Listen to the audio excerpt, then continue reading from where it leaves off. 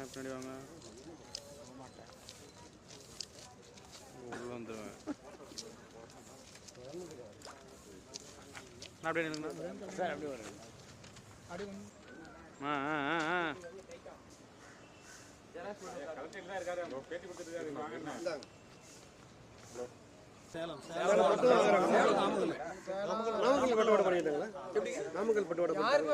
எல்லா இடமுமே அமௌண்ட் வரல.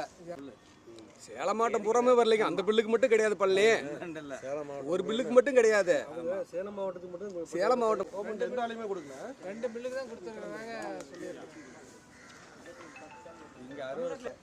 கூலி எவ்வளோ 2000 கூட ஆள் கிடைக்கிறது இல்லை. எல்லாமே மகாத்மா காந்தி 100 நாள் வேலை திட்டம் வந்ததுமே ஒரு ஆள் கூட விவசாயத்துக்கு கிடையாது. எல்லாம் 100 நாள் வேலைக்கு போயிடுறாங்க. யாரும் ஆளே வர்றது இல்லைங்க. 4 பேரால் வாங்குறாங்க. ஒரு ஆள் கிடையாது.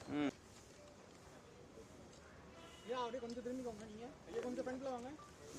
Okay okay. அப்படியே இருங்க. அப்படியே கேமரா பாருங்க.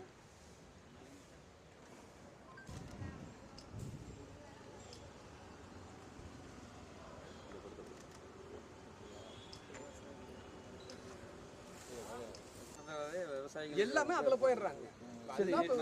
கரும்பு வந்து நீங்க கொடுத்துட்டீங்களா? அந்த விவசாயிகள்லாம் அடுத்த முடிவு என்ன பண்ணுவீங்க? அடுத்த முடியல போட்டீங்கன்னா பயிரிட்டுங்க. அதான் அப்படியே பண்ண முடியல, செய்ய முடியலங்க. இல்ல மாற்று பயிர் 2950 3150 ரூபா வந்து 2020 கொடுத்துருக்காரு முதலமைச்சர். ஆனா இதெல்லாம் உங்களுக்கு கூலி எல்லாம் கழிச்சு பார்த்தோம்னா எதுவுமே கிடையாது. குறைஞ்சது வந்து எங்களுக்கு 5000 கொடுத்து வெட்டுக்கூலி அரசு அதை பண்ண முடியும். இந்த காசு இங்க வரல. ஒரு கரோட்டில் தான் வரமாட்டாங்க. ஈரோடு வந்து அங்கே பண்ணாரி போடுவோம். வேற பேர் ஆமா மாவட்டம் தெரிவிக்கிறப்ப நம்ம இதில் இருந்தது. நாமக்கல் மாவட்டமாக மாறி மறுபடியும் ஆரம்பிச்சிருப்பாங்களே. இல்லை எத்தனை மாதம்? ஒரு வருஷம் ஓராண்டுக்கு. ஆனால் வந்து விவசாயிகள் கட்டுப்படி ஆகாதனால 70% தட்டு பயிரிடல.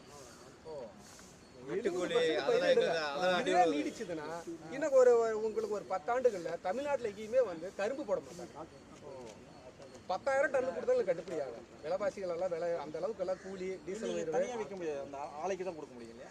ஆலைக்குன்னா அப்புறம் வந்து ஒட்டுக்கா 20 ஏக்கர் 30 ஏக்கர் 40 ஏக்கர் இருக்குதுன்னு வச்சுக்கோங்க.